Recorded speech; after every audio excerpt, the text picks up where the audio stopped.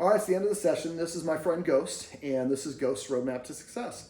Now, Ghost is a great little dog, but I think there's a little bit of confusion in the house. Not a lot. Her guardian did a really good job of observing a lot of her body language and mechanics. But one of the things I'm not doing right now, that I have not done throughout the session, is petting Ghost. So if I go like this, see how Ghost's ears flip back? Ghost was saying, I don't want you to pet. This is the first time I'm petting Ghost, and I've been here 3 years. Oh, 3 hours. Yeah. And Ghost is not moving away and giving me kind of sleepy eyes. So one of the things we talked about was dog consent. A lot of us, we reach over and pet dogs on top of the head. See how she kind of ducked her head and turned her ears back? That's her way of saying no. But we found out that she likes being petted on her chest. And I don't know if you see on camera, but her tail's unspooling. She's not moving away. And I think that a lot of her barking and a lot of the behaviors that I was called in to work with were a result of people not knowing how to read Ghost. So remember, cutoff signals for dogs include ducking their head down, flipping their ears back, turning their head aside, grimacing, or like usually a combination of all of those things, refusing to look at somebody, looking at them through the side eye, whale eye. Oh, that's a very good sit. Yes, that's celebrating. We'll talk about that in a sec. Refusing to come to them, rolling over and showing their belly is kind of being submissive. Licking the lips can be a sign of distress or an anxiety. Hard stare. Well, that's, I guess we'll get to that. That's more of a reading body language. But those are dogs, what I just described are cutoff signals. So if I go like this, she's saying, no, I don't want you to pet me on top of the head. If I go here, she moved her foot back a little bit. That was probably just an adjustment so you can look at her guardian over there. But if I want to meet a dog, I hold my hand out like this. She turned her head. She didn't touch her nose to my hand.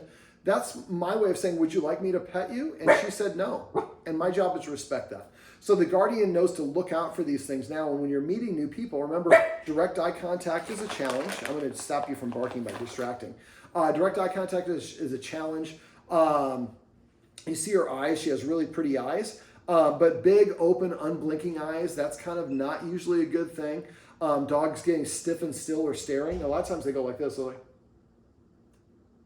closing their mouth, staring, lowering their head, ears coming forward. Those can be indications the dog feels uncomfortable or disagrees.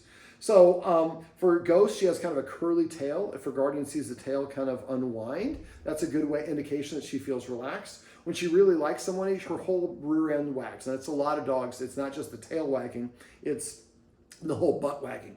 Now, I'm not going to go through traditional tail stuff for body language because her tail is a little bit different. But what I invited the guardian to do is look at her head. What are her ears doing when she's neutral? How is she holding her eyes? What is the tension of her face? And then, and we kind of want to read her when she's just relaxed and normal. How does she have her tail when she's relaxed and normal? How is she breathing? How is her posture? Is she leaning towards things or away from things? And once we know what the neutral is, then we have our friend come over that Ghost really likes. How are her ears different? How is her mouth different? How is her breathing different? How does she hold her tail? So now we've been able to read the dog when it's comfortable or neutral and relaxed. When it's excited, then we're on a walk and we see differences from those. Then we're like, oh, something's amiss. So maybe her ears go back and we're like, oh, is she uncomfortable with the guy with the lawn trimmers? Is she uncomfortable with a skateboard? Does she disagree with the person that's approaching us, or whatever the case may be?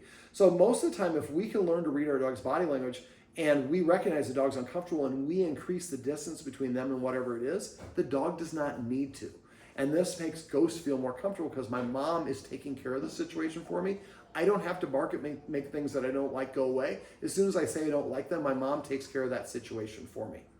Now, Ghost you are a little bit petulant. And so she, I think, demands attention. She paws for attention. And I thought she was going to do it right there. And she barks for attention. And so for those sort of scenarios, I like to incorporate some structure. A lot of us, we give our dogs everything. The guardian here does a good job of having some structure for some stuff. But I like to ask the dog to sit before I prepare their food, before I even reach for the food. Sit before I put the harness on. Sit before I put the food down. I'm saying sit for a lot of these things. It could be other things as well. Touch. Yes.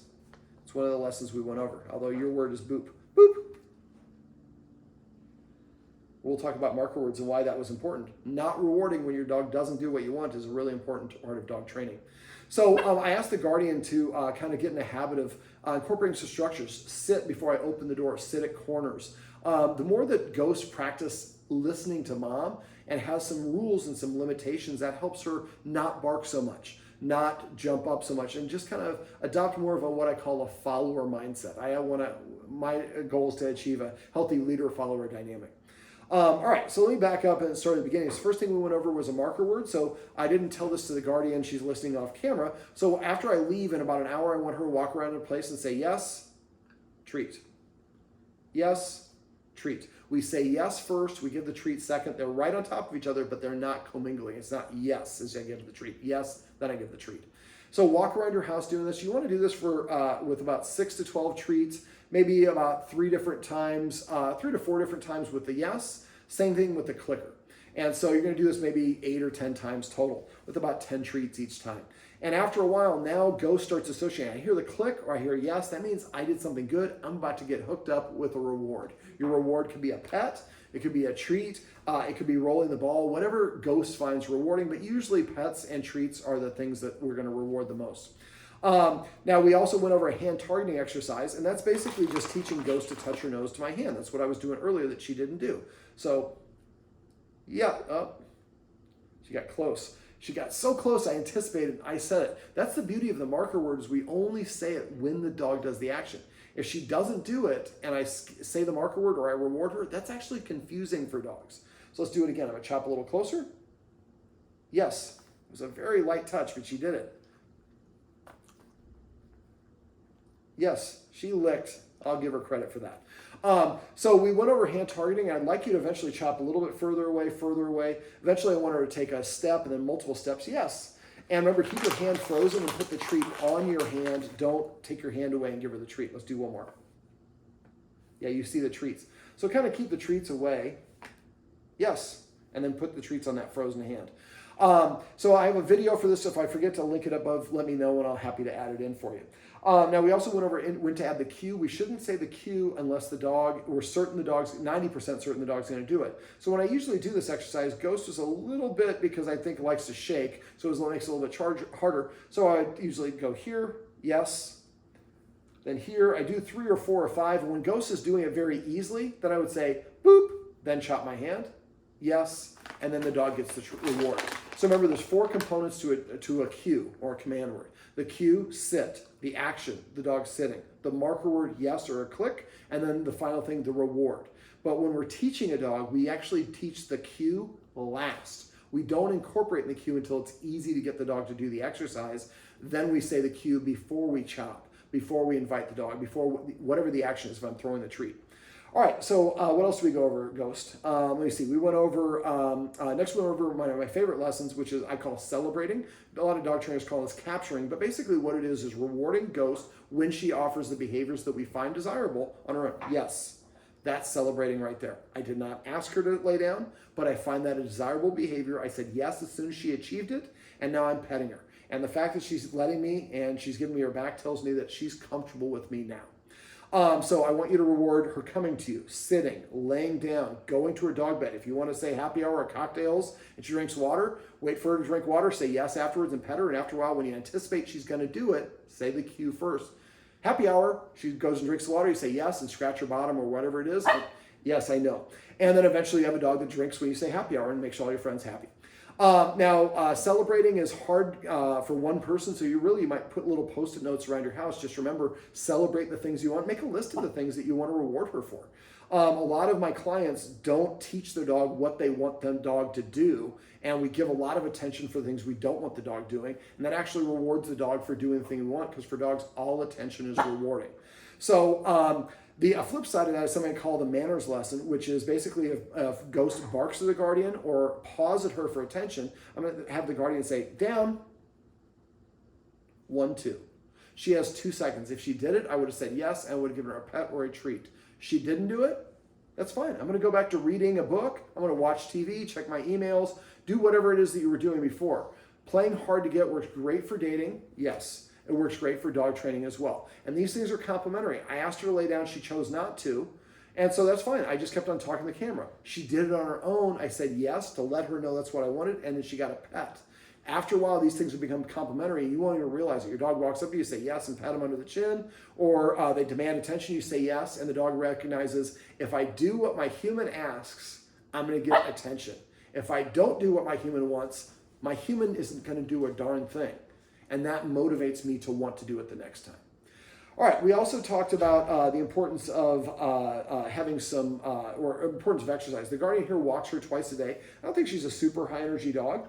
Oh, are you going to let me rub your belly? That's an invitation. I'll definitely take you up on that. But feeding her some treats out of a snuffle mat can be helpful. The Kong, you can fill that sucker up with peanut butter. And eventually when she gets it all out of there, she does it easily. Put it in the freezer.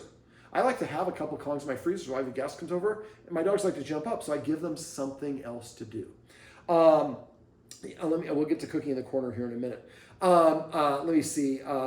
Training is a great way to drain some energy. Playing tug of war is a great way to drain some energy. I didn't mention this to Guardian. I don't really like retractable leashes, but she's in an apartment complex. If you put a retractable leash on Ghost and she likes to play fetch, go to the top of the stairs, throw the ball down at the bottom of the stairs. She goes and gets it, brings it back to you, say yes, and hold the treat out. She drops the ball, and you give her the treat. Then you can have her play fetch going up and down the stairs. Makes it a little bit more challenging. Letting her sniff on walks is a great way to drain energy. Remember, on walks, I like every block to stop somewhere where there's a nice grass area and practice a find it away. So find it away is I'm going to hold the treat at her nose. I'm going to say find it and drop it just maybe 6 inches in front of her. Say yes when she licks it up. When she gets that one, to show her you have another treat, and toss this one about 2 feet away from the sidewalk. And say yes, and say find it, then toss it. She licks it up and say yes, go over to where she is, touch her nose with the treat, and this time throw the treat 5 feet away. And when she finds it, yes. You just practice moving your dog from the sidewalk, off the sidewalk, to increase distance. You do this anytime that maybe another dog or somebody's coming up that she's going to bark. Like we talked about in the video above, we want to avoid things that are going to cause her to bark. So the find it away, if you practice this every walk, every once on every block of each walk, and after a while when you do that, she just thinks this is a normal part of the walk, and she's not even going to look for the other dog or the person she would normally bark at. Let me see. We also went over cooking in the corner, which is kind of a variant of that. Cooking in the corner is where I showed you have one treat. I said, find it, threw it over here. When she looked up, I say yes. Then she comes back to me. I throw 2 treats, find it, and then throw the 2 treats. Yes, yes. Work up to throwing 5 treats. Find it. Yes, yes, yes, yes, yes. Come. She comes back. Yes, and she gets that treat. And eventually you can leave treats on the ground over there. And I have a video for this. If you forget how to do it, message me. I'm happy to share it with you. But eventually she's using her nose to find them. You can start hiding treats around your place. And it's a great activity for her to do with guests. Speaking of guests, because she's a little bit aloof and not comfortable around new people, there's 2 things that the Guardians can do. And using a lick mat when you have a guest that comes over she's not comfortable with can also be really helpful. So basically what I did outside is I left that treat trail. So I practiced, and at first I have, right outside your gate, I have the treats about 6 inches apart for about 3 or 4 treats. Then they go to about a foot apart, then about a 1.5 feet apart. And then we kind of did a U-turn because your neighbor has that slope. And then I started getting, when we get closer to where the person is or where the dog is going to first see the person, I have a little small pile of treats there. I didn't do it today because she didn't really notice, but after a while she's going to figure this out. So as soon as she rounds the corner, right beforehand, have a small pile of treats. I want her to like have a mouthful of treats. Then she comes around the corner and sees the new person. The person should be sitting down on the ground. I was sitting with my back to the backdrop on the elevated deal. And so Ghost approached me from the side. Remember, for dogs, front facing is confrontational. So your guest is going to be sitting, and hopefully they have a handful of treats. If you have a treat pouch, you can give that to them at a time. And then basically they're going to hold out a treat like this and let Ghost have it without looking at her. Eye contact can be a challenge from a stranger. And you want to do that until Ghost will take the treats out of the stranger's hand. Once that's the case, the stranger should, the new person should throw a couple of treats further away so Ghost walks away. Then they can rock themselves up in kind of a squatting position like a catcher on a baseball team. And then when Ghost comes back, give a treat and then throw another one behind. So Ghost moves away, the person stands up, Ghost comes back, gives another treat. Then you go out for a little walk. Doesn't have to be a long walk, maybe 2 or 3 minutes. But I'd like Ghost to be able to listen to a sit, and the guest says yes and gives Ghost the treat before the guest actually comes in the home. I also forgot to go over consent. We'll go over that in a sec.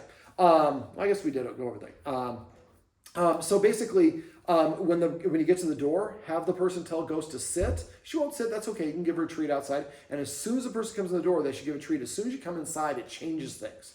So I want Ghost to practice and maybe every couple of steps on your way into the apartment complex, the person saying sit, Ghost sits. I want Ghost to practice. If I listen to this new person, I get a reward. They're the same tricky trainers that my guardian uses, so this must be a good person.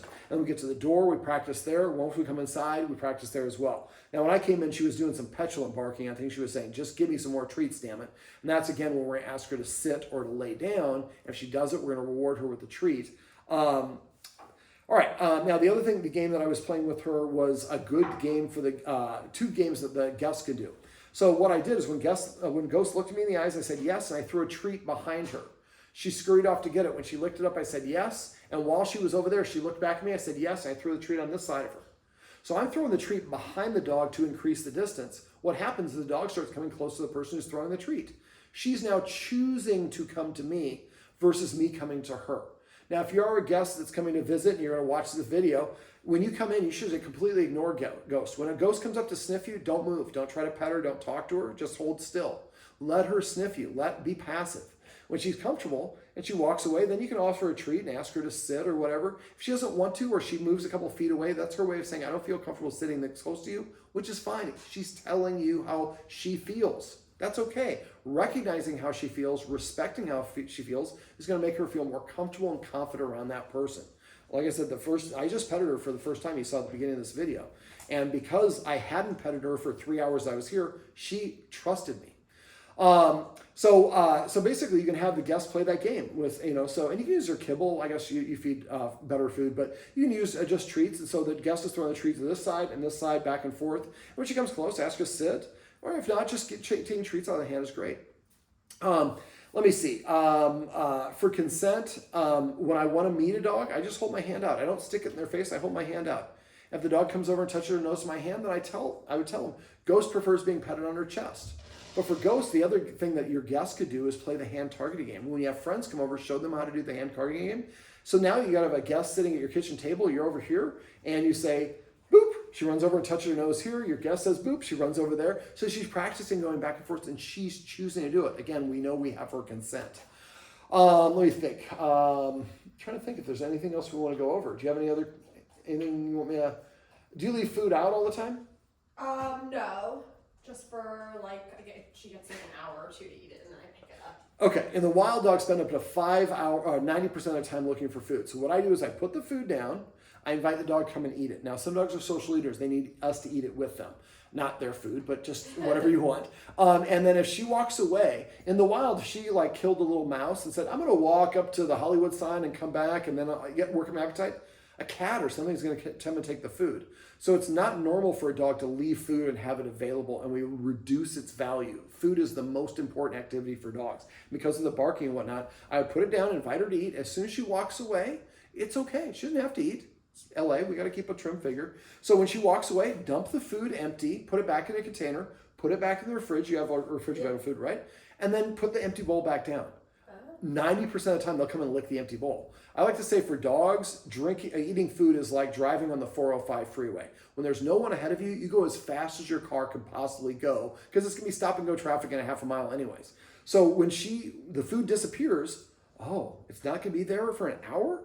And that will motivate her to start eating faster. She doesn't have any digestive issues with eating, right? I know she doesn't like... She has a really sensitive stomach. Okay. She had not with...